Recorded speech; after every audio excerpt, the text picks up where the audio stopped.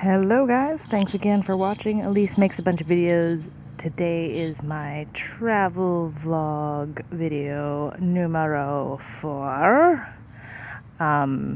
It's about China. I don't know why that needed to be Spanish or whatever. But anyways, yeah, so when I was 18 after my second year of university, after, I decided to do a co-op working semester in China. So I ended up getting a job in Chongqing, which is right next to the sort of Chengdu province where all the panda bears sort of live, and it's right in there next to Sichuan, where all the food is from. In the middle. It's pretty much like the geographic middle if you go north of Laos. Anyways, so that's where I was. China's a huge country, by the way. That was quite a few years ago, so I don't know how relevant my travel advice is necessarily. Not that I really talk specifically about any sort of helpful things in my last few vlogs. But like as a general thing, China was like the first place where I actually sort of lived abroad since I had a job there. I was living there. I was there for 5 months, and extremely like different culture. Obviously, I think the fact that I came from a background where I grew up a little bit in Vancouver with a lot of different Asian communities, that I kind of already knew some cultural things, and obviously like an appreciation for the Canadian version of Chinese food, and so I think that really helped. A lot of the people that I was working with, who were other Canadians, were from Ontario, very different backgrounds, and sort of maybe didn't understand the little differences. It was really funny because all the Canadians I worked with ended up learning like little Chinese words, and they were like, I don't understand why every Canadian who comes to teach here is obsessed with learning how to say I'm sorry. Like, it's not a useful word. They don't excessively use it for every goddamn situation like how Canadians do. And it's funny because like even if we only knew like 3 or 4 words, I'm sorry was always one of them. And then you would say it, and then the person would be like, what? Like, we live in a town with a billion people, and you bumped into me. You don't need to acknowledge that. Like, there's just going to be physical contact. There's just so many humans in this small space.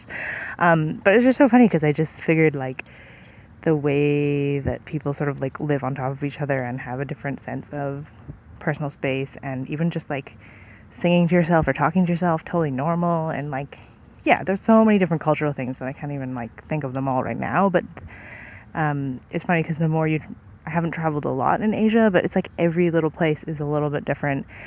And like I talked about in my very first vlog, it's really sort of dangerous to have one big stereotype for all Asians. It would be like saying all Europeans are the same, all Africans are the same. Like, no, they're all like, there's little differences, and like they're not all the same. So anyway, that's my little vague point with that. If you go to China, only don't think that's how all of Asia is, because it's not. What else? I think it would be really useful to learn a little bit of like written Chinese, at least like a few things. By the end, I had learned probably mostly food things, honestly, but like just having a sense of that is really helpful. They do use a lot of sort of like, probably more now, so because it's been like 10 years, but I'm sure they use a lot more sort of Roman characters for certain really big brand things, but for a lot of stuff they don't, and not many people necessarily speak English. So be prepared for that. What else? Yeah, I went to Beijing. That was before the Olympics. I would really be interested to go back and see how it's changed, because I've heard so many things have changed. When I went there, there was still some of these amazing old, like hundreds-of-year-old tea houses and stuff. And just like, yeah, these old buildings, and just right in the center. I think a lot of those are gone now, so it would be really interesting to go back and see. I got to do the Great Wall of China, which is huge. Obviously didn't do the whole thing, just a little bit that was like near Beijing where I was. Got to hang out with some random Russians who had done the other side of China there. And yeah, I mean, I didn't really do much around Chongqing. I was working a lot and didn't really have a lot of money. Within that trip, I did also go to Thailand.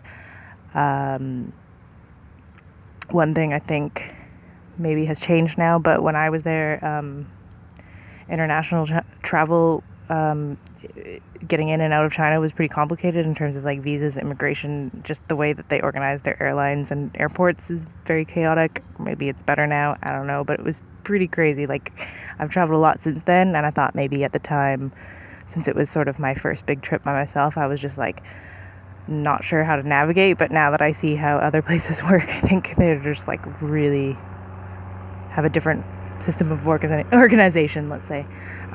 So be prepared for that. Always show up early, and you just kind of have to have this different mentality that's just a little bit more aggressive. Like these kind of places where there's lots of bartering and stuff like that. I just find, like, especially for Canadians, like, it's so easy to just like be too scared and not want to like offend people, but it's not the same. Like, to be a little bit pushy there is not rude. It's just like how you sort of have to function. You have to be to function there, which is not the same for every Asian country. Again, let me just stress that. But yeah, overall, really positive experience. And I would really love to go back and check out more of the coast. I'd like to see Shanghai. I would love to go into Taiwan. Hong Kong sounds really cool, although also really expensive and like a really huge city, so I don't know if that will ever happen, but it sounds like an interesting place. I really also have a lot of places in Asia that I would like to check out, but maybe that will be for when I'm more in that area of the world, which won't actually be that long from now. So I'll start thinking about that. And if you're thinking about a trip to China, I would definitely recommend you check out the sort of immigration rules ahead of time, especially if you want to like exit and enter and all these things. But yeah, I recommend the food. If you're not into spicy food, that's too bad.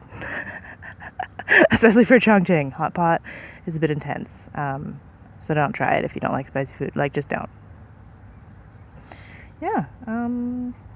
Anyways, thanks for watching the video. Hope you enjoyed and you have yourself a great day. Peace.